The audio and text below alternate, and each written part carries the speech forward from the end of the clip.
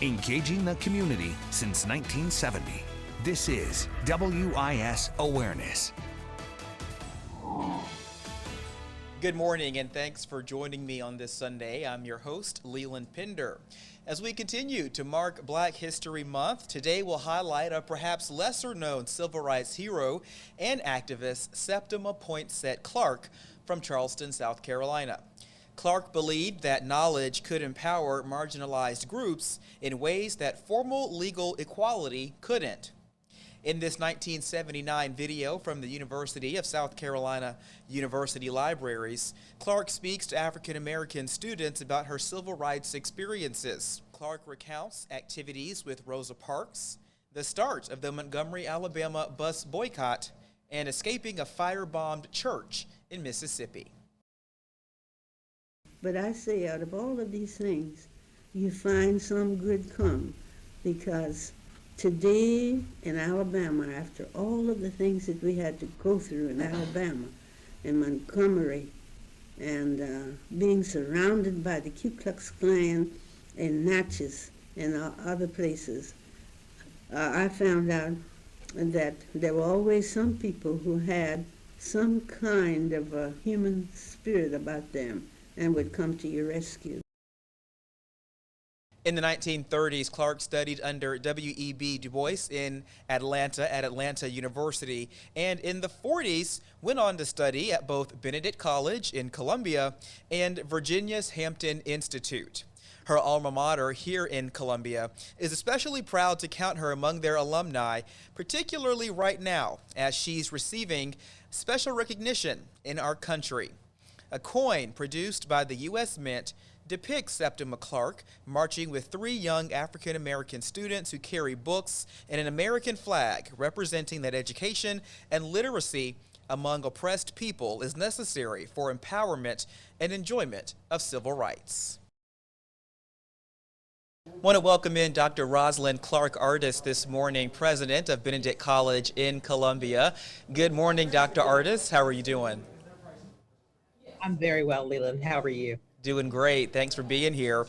One of your alumna has been honored here recently and memorialized in a very meaningful way. Tell us more about Benedict's connection to Miss Septima Clark and how she's been honored by the U.S. Mint. Sure. Septima Poinsett Clark, known as the mother of the civil rights movement, is a graduate of Benedict College. She completed here in the 40s and has been one of our most outstanding luminaries as a Benedict alumnae, excuse me. The U.S. Mint has made the decision to honor her in their Innovators and Innovations coin series. So it's a multi-year series.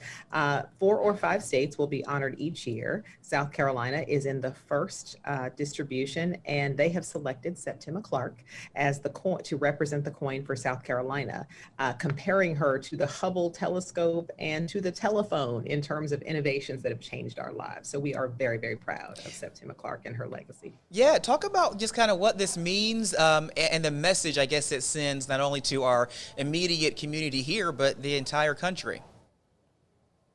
Or what a beautiful time to acknowledge someone who had such a tremendous impact on the civil rights movement. Many do not recognize the unsung heroes are very often women in the movement. Septima Clark being a real general in South Carolina. She believed deeply that education was as valuable, if not more valuable, than even law in the fight for equity. So people needed to be educated in order to have an equitable opportunity in this country. And so she made that her personal mission. And so I think honoring her in this way really shines a light on her legacy, shines a light on the value of Benedict College and institutions like it, and really gives an aspirational quality to the student experience here at Benedict College. Present day students can look to a Septima Clark and realize what one person can do to truly impact the world. And at the beginning of your statement there, you talked about women's role in the movement of that time, the civil rights movement. And at that time, there were, even within the movement, attitudes from men toward women that may not have been the most favorable. But I was reading that Dr. King viewed Septima Clark as one of those women who needed to be heard and at the table and included. And she really personified, Black women really stepping up and being a part of the movement at the time. Absolutely. In a word, Septima Clark was strong. She was very convicted in her belief that people should be given equal opportunity, that access to education should be denied to no one. She actively led all of the CLC education efforts. She taught at the Highlander Folk School, where she actually taught Rosa Parks. So her depth and breadth and her impact on our nation's history and on the Black experience in this country really is unparalleled. And so, thinking about names like Rosa Parks or Martin Luther King that I just mentioned, I think for a lot of people, Septima Clark doesn't come to mind at the same time as those other names do. Do you think more people need to know about her and her work? And why do you think kind of that might be the case right now where people don't? Absolutely. It is critically important that more people know about the imprint that Septima Clark made on the civil rights movement. I think her work in education, her work in advocacy, she was the first African-American woman elected to the Charleston County School Board, so she even became active in nonpartisan politics, if you will, for the school board toward the end of her career. She was at heart an activist and really is a wonderful exemplar, again, of the change one person who is steadfast and committed can make. And I think it would be very difficult to really quantify her impact. Sort of fun fact, she was in the group of people that traveled with Dr. Martin Luther King when he received his Nobel Peace Prize. So she is positioned right next to him in the group of folks that traveled with him. So he clearly valued her. She made an indelible impact, and because of the U.S. Mint and because of the big voice of Benedict College, we are going to ensure that all future generations know who Septima Poinsett Clark is. And a lot of people, of course, she had an extraordinary life and also many challenges. And she didn't attend Benedict until the 1940s, at which point she would have been 40 or 50 years old, somewhere in that range there. Right. So that's kind of extraordinary in itself. And even after attending Benedict, she went on to get more schooling as well. That's correct. So she was a quintessential adult learner before adult learning was cool. She attended classes in the morning, in the evening, and throughout the summers. And so she really demonstrated the kind of perseverance and persistence that we still see in Benedict students today. Students who are perhaps working full time, may have families of their own, but who are committed and understand that that education, that degree really is their ticket to a better life and will impact their communities, their families, much more broadly than just on an individual basis. And I think she's a wonderful exemplar of that. And just one last question here for you. For some folks who may not believe that education is the way to a better life or a different situation, or may want to seek an alternate route, there's nothing wrong with seeking a different path, but what would you say to them if they maybe reject or just don't quite buy into that idea of education being the way to something different, given, what we've seen with Septima Clark and really so many other people? Well, we certainly know, and Dr. King made clear, that education really is the great equalizer. It remains the great equalizer in an economic environment where education really is the ticket to many of our higher paying jobs. While there are many ways to be educated, here at Benedict College, we believe in whole person, lifelong learning. And so whether it is a formal education, a trade, or simply educating yourself by staying aware of current events, newspapers, magazines, and certainly good books. We believe education really is the key to a full life, to a participatory experience in the American democracy, and certainly Septima Clark is an example of that. All right, Dr. Septima Clark, Benedict College graduate, being honored with a collectible coin by the United States Mint. Thank you so much to Benedict President, Dr. Rosalind Clark Artis, for sharing some with us this morning. My pleasure. Thank you for having me. Welcome back. This month, South Carolina Congressman Jim Clyburn took to Twitter with reflections on Septima Clark and her impact and legacy. When we think about Black History Month, let's think about the shoulders we stand upon. But not just members of Congress. Think about Septima Clark. Septima Poinsett Clark from Charleston, South Carolina, who Martin Luther King Jr. always called the mother of the movement.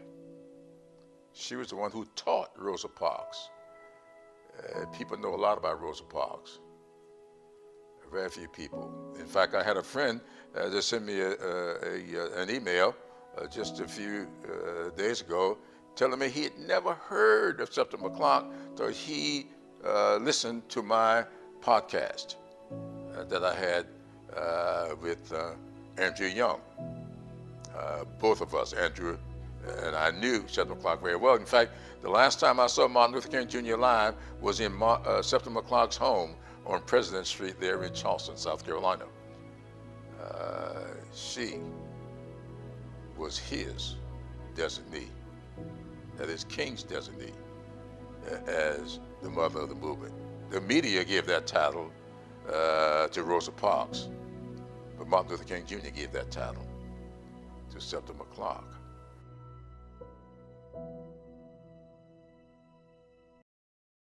Lastly, today we'll hear from Dr. Bobby Donaldson, University of South Carolina professor of history and director of the Center for Civil Rights History and Research. There are several items regarding Clark in the Justice for All exhibit at the Civil Rights Center, and Donaldson in recent years delivered a commencement address with Clark as his subject at Benedict College. Donaldson says his work is to make sure people are aware of a complete history of the Civil Rights Movement. Septima Clark, her work and her contributions are not as well known as other people who were involved in the Civil Rights Movement. Why do you think that is? Part of that is that Septima Clark was a very modest and humble woman. And the great deal of her work, her integral role in civil rights and advancing the cause of social justice was often in the background, doing the legwork, doing the groundwork. And so very often when people discuss the civil rights movement, they speak about the luminary figures and forget about people who are the real foot soldiers that struggle. And if there was a lead foot soldier, Septima Poinsett Clark of Charleston was one of those individuals. During the movement, as Septima Clark was a part of it, there were still attitudes from men toward women that were not favorable. I think of a guy, Bayard Rustin, I believe was his name, who was integral in the civil rights movement, but he was gay. And so that's not a name you hear a lot when you hear about civil rights leaders. Do you think because Septima Clark was a woman in the same kind of way that plays into that? Yeah, I don't think I know. That's absolutely true. Her diaries, her letters all underscore the fact that she was fighting battles on multiple fronts. She was fighting injustice. She was fighting segregation. She was fighting racism. And she was fighting sexism. Septima Clark, as I said earlier, was a key strategist, but very often marginalized in so many spaces. And she was outspoken on that front too. Septima Clark, Majeska Simpkins, all very close friends who understood that they were going to have to raise their voice even higher to fight patriarchy, to fight sexism. And so she recognized that these were not always discrete battles, that you had to couple them. And so she very much understood and very much advocated for the role of women, not just being in the background, but being in the foreground. And it's regrettable that now we're only learning her invaluable work. Those who worked in the 1950s and 1960s understood clearly then that there would be no strong movement without the powerful voices and the input of women like Septima Clark. Her life's work was advocating for education and literacy, and she was right there behind people like Martin Luther King and Rosa Parks. So just tell us about her contributions. Well, I would say that Septima Clark was not only behind, she was in front. She enabled people like Dr. King and Rosa Parks. She was a teacher through and through and trained both of them in civil rights work and in nonviolent direct action. And for decades, she was doing just that as an educator. Septima Clark comes of age as a civil rights worker in World War I, where she is advocating for the hiring of black teachers in black schools in the Charleston school system. During the World War I era, it was actually illegal for black teachers to teach black children in Charleston. And so she joins an early NAACP chapter and begins a campaign that ultimately is successful in pushing away those rules and hiring black teachers. For many years, Septima Clark taught in Columbia. From the Great Depression to the end of World War II, she is teaching in Columbia, training a generation of civil rights activists. In Columbia, she's very active in the NAACP. In Columbia, she's fighting the courts for the equalization of teacher salaries. When she is fired from her own job in Columbia and then later in Charleston, she continues to be an educator. She goes to the Highlander Folk School in Tennessee, and who is one of her prize students? A young woman named Rosa Parks. Before Rosa Parks ever sits on a bus in Montgomery, she is a student in the classroom of Septima Clark. And she takes those lessons she learned in the classroom of Septima Clark and uses them in the work she does in Montgomery, Alabama, making history. And on December the 1st, 1955, that same year, Rosa was sitting in a bus. She worked downtown at a dress shop. And she said all day long she'd been working on a heavy coat in this shop. And she was tired. So she went in the section of that bus that was designed for blacks. You know, you had 10 seats to the front for whites, and you had to sit to the back. But if the whites crowded out the section that they had, then you had to stand up and give them your seat. I did that many times, right in Charleston, South Carolina. This was the way that the segregation thing worked. Nevertheless, Rosa said that day she was tired, and she decided that she was not going to stand up. And so she didn't. She sat in that seat. The conductor came back and demanded that she move, but she wouldn't move. And, of course, the bus driver drove to the nearest police and had her arrested. And that was really a great turning point for all of us. Tell us about some of the hardships she had to face. We know about her accomplishments and what she was able to do, but I mean, she really went through a lot to have to accomplish these things that are relatively simple for African Americans living today. And of course, one of her biggest challenges was racism, which was, par for the course at that time. What did she have to go through to achieve all of that and educate these people who would become leaders? Well, Septima Clark is living in South Carolina. She is a young, gifted, brilliant African-American woman. And during the age of segregation, all of those positive attributes were negatives. They were seen as threats to the power structure, and she was a threat. And so she was a witness to bitter segregation. She was a witness to injustice. She saw directly the cause and impact of racial violence. And all of that she used to stimulate her ongoing work, to fortify her going forward. She is a woman who was, again, a brilliant and gifted educator. She impacted a generation of young people. But because she was willing to lend her name to civil rights, she was fired from her job. She was denied wages for decades and never really recouped those wages until much later in her life. And so just financially, she was wounded because of the work she did. But the amazing thing about Septima Clark was that she never backed down, she never stopped, she continued. Right, and talk about that perseverance if you can. And I mean, these are challenges that persisted just about her entire lifetime. And there are people today who have quit certain tasks or not achieved their goals for much less. So talk about her perseverance. Well, one of the attributes of her perseverance was indeed her own investment in education. While Septima Clark was teaching here in Columbia in the public schools, she also enrolled in school. And so she receives her undergraduate degree from Benedict College. Then she gets her master's degree from Hampton Institute. And in addition to teaching in the classroom, she is teaching beyond the classroom. She recognized one of the real impediments in the cause of social justice was indeed the deliberate effort to deprive African Americans of the right to vote, of developing laws and rules and regulations to do just that. And so she began a series of programs called Citizenship Schools in collaboration with Dr. King, where she took people, poor people, sharecroppers, farmers, laborers, and said, we will train you how to be effective citizens.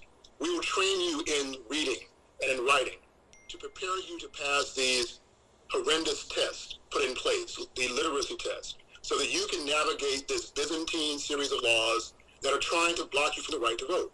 And so even when she is fired from her job, she is persevering by still teaching people who had never been in the classroom about how to write your name, how to sign your name, how to interpret the Constitution, how to take a test so that you can exercise the right to vote. She did that in South Carolina. She did that across the South during the 1950s and 1960s. And you talk the 50s and 60s there, talking about a timeline. Congressman Clyburn talking about Septima Clark. And Congressman Clyburn, I believe, is 80 years old or thereabout. It was someone that he knew in his lifetime. And I think a lot of times people think these issues of civil rights and the work that people like Septima Clark did and the accomplishments they made were so long ago, but they really were not. That's correct. The movement, James Clyburn is one of those young civil rights activists, and he's 80 now. 60 years ago, he was on the front lines of struggle in Columbia and Charleston and in Orangeburg. And one of those persons who endorsed and supported and mentored those young people was Septima Clark, who understood the art and the science of protest and social engagement. Now, in 1964, a young minister named Martin Luther King Jr. receives the Nobel Peace Prize. And when he goes to Norway to accept the Nobel Peace Prize, he takes with him his teacher, Septima Clark, a woman he described as the mother of the movement. She enabled and trained a generation of young people to dare to believe that things could be different in their own lifetime. The other thing that's important about Ms. Clark is that she underscored the value of history. She taught courses in Negro history because she believed that citizens are much better equipped when they know the past, when they know the struggle, and when they see examples of men and women who look just like them, who braved all kinds of odds and who overcame those odds. So she saw no separation between citizenship and history. If there's somebody out there who hasn't heard of her at all, you know, there's probably some folks that have heard of her here and there, know a little something, but if they've never heard of her at all, what do they need to know? Well, they need to know that she was a civil rights organizer and strategist, that she was someone who gave her all and paid the price for it. People should know that Septima Clark of Charleston spent many of her critical years in education in Columbia. I mean, she taught at the Columbia Howard School.